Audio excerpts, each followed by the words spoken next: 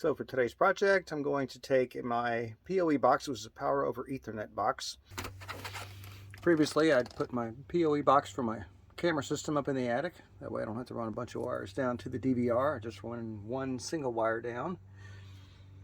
But I'm going to go ahead and move it, even though I have radiant barrier and I don't get a lot of heat up here compared to most people. I'm going to move it into the closet just below.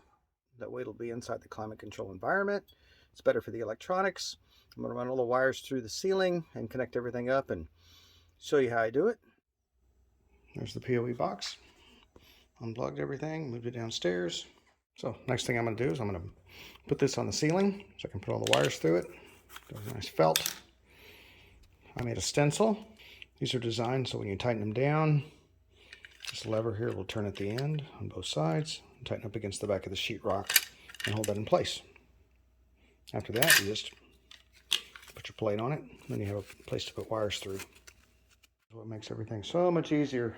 Get a pack of fishing rods, and not the kind you fish with, but the kind you put wires through walls and up in the attic with. All right, home stretch. All the wires are run through the ceiling. Okay, now we got the trim plate up. All the wires coming through it. Still got everything tagged. Power to the box. There's a lot of debate over putting your PoE box in the attic. There are industrial ones that go up to about 170 degrees or so. But if you want to make sure it lasts a long time, just put it in the air conditioning. It's not too hard to do. Then you're set for a while.